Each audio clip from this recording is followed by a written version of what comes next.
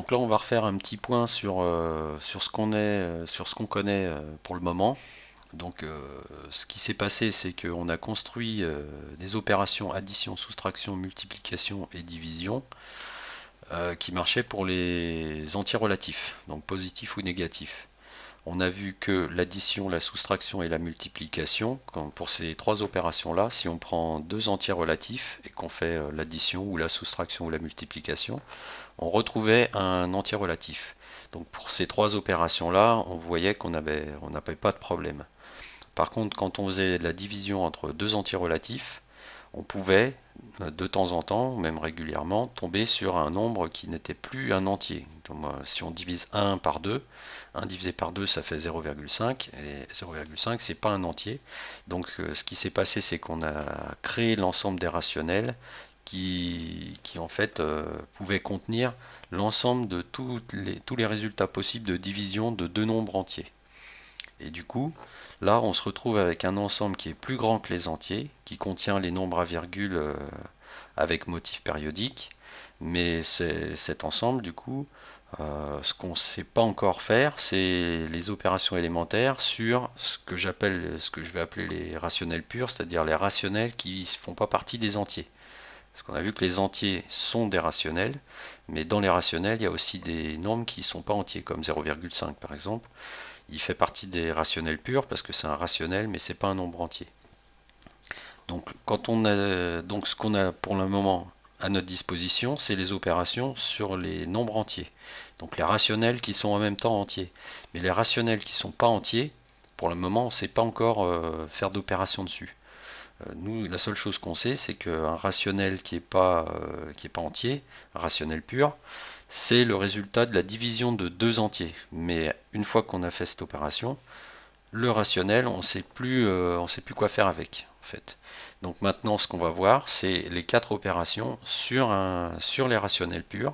Comme ça, si on arrive à avoir les quatre opérations qui, qui restent dans l'ensemble des rationnels, ça va être le cas, en fait. Du coup, on va avoir un ensemble qui est complet, c'est-à-dire qu'on pourra faire n'importe laquelle des quatre opérations. On saura qu'on restera dans les rationnels et du coup, on n'aura plus de questions à se poser.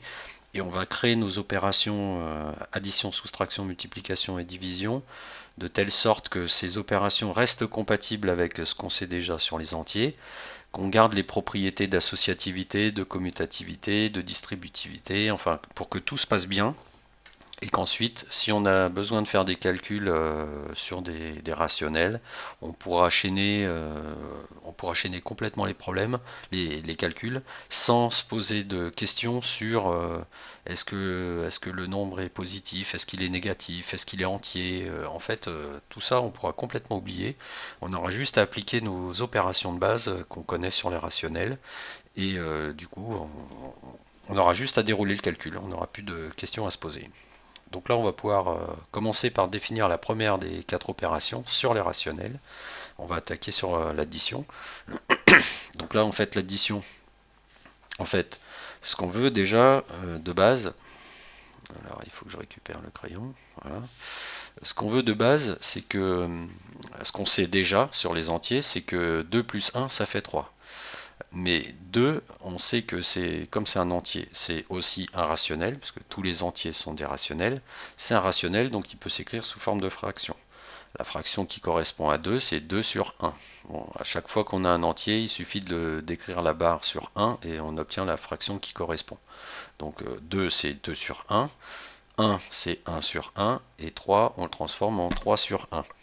Donc notre équation de départ qui était 2 plus 1 égale 3, ça, c'est une équation qu'on veut absolument qu'il soit maintenue dans notre nouveau système. Donc là, on sait que 2, c'est équivalent à 2 sur 1, 1, c'est équivalent à 1 sur 1, et 3, c'est équivalent à 3 sur 1. Donc, en gros, comme on veut que 2 plus 1 égale 3, on veut que cette équation-là reste vraie aussi.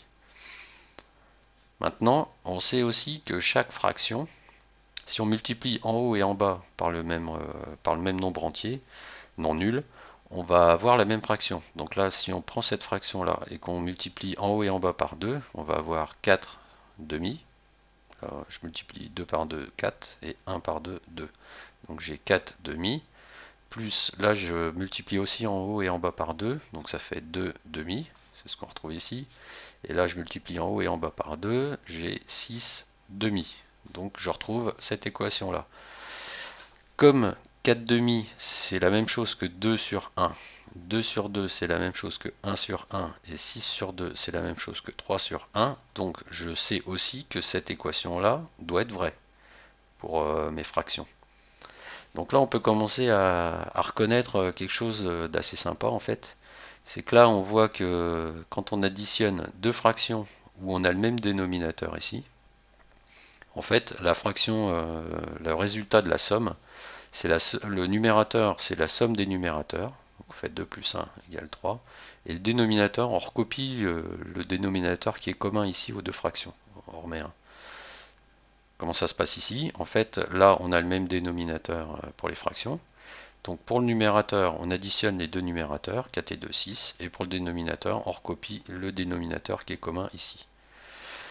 Donc là, on voit que si on pose cette condition-là, ça peut marcher. Au moins pour les nombres entiers, ça a l'air de bien se passer. C'est-à-dire que cette opération-là, cette addition de fractions, elle est compatible avec l'addition des entiers.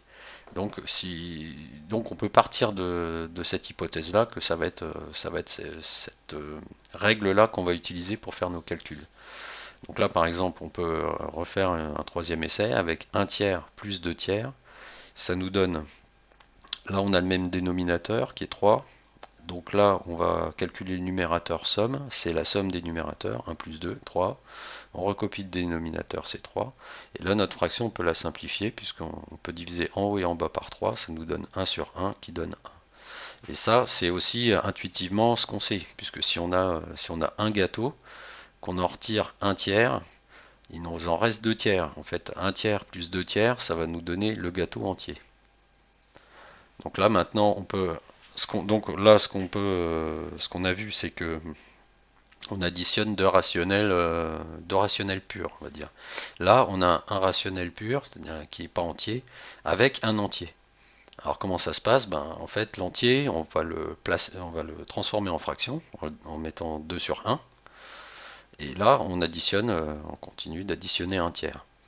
Alors là, on a un petit problème parce qu'on n'a pas le même dénominateur, mais en fait, ça se résout immédiatement parce qu'en fait, cette fraction-là, si on multiplie en haut et en bas par 3, on va se retrouver avec un 3 ici au dénominateur. Donc c'est exactement ce qu'on va faire. On va multiplier 2 par 3, ça nous donne 6. 1 par 3, ça nous donne 3. Là, on recopie plus un tiers ici. Et donc on se retrouve avec une somme de deux fractions qui ont le même dénominateur. Donc là, on applique notre règle. On additionne les numérateurs, on écrit le numérateur somme. Et on recopie le dénominateur commun. Donc là, si on vérifie à la calculatrice, on voit qu'effectivement, ça marche. Le 2 plus 1 tiers, ça donne bien 7 tiers. Ça donne bien le bon résultat. Maintenant, on va prendre un cas un petit peu plus compliqué, c'est-à-dire que là, dans ce cas-là, on ne peut pas multiplier 3 par un nombre pour obtenir 2. Et là, on ne peut pas non plus multiplier 2 par un nombre pour obtenir 3. Donc quand c'est comme ça, la méthode qui marche tout le temps, il peut y avoir des cas où on peut faire plus simple, mais le cas qui marche toujours, c'est de dire je vais prendre comme dénominateur commun le produit des deux nombres. Donc là, c'est 3 fois 2, 6. Donc ce qu'on va faire, c'est s'arranger pour avoir du sixième en bas des deux fractions. Donc là, pour avoir du sixième ici, il faut multiplier par 2. Donc on va écrire 1 tiers, on va dire que c'est 2 sixièmes, c'est la même chose. Et 3 demi, pour avoir du 6 ici, il faut multiplier par 3. Donc on va multiplier en haut et en bas par 3. On va faire 3 fois 3, 9. Et là, on a du sixième.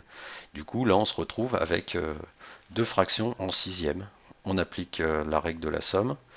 9 et 2, 11. 11 sixième. Voilà. Ici, on retrouve encore un exemple un peu similaire. Donc là, c'est relativement plus simple puisqu'on voit que là, si on multiplie 2 par 3, on va obtenir 6. Donc cette fraction-là, on n'y touche pas.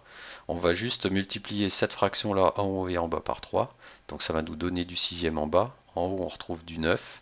Et donc on n'a plus qu'à faire 9 et 1, 10, sixième. Et là, 10 sixième, les deux nombres sont pairs. Donc on voit qu'on peut simplifier par 2. On simplifie par 2 en haut et en bas, ça nous donne 5 tiers.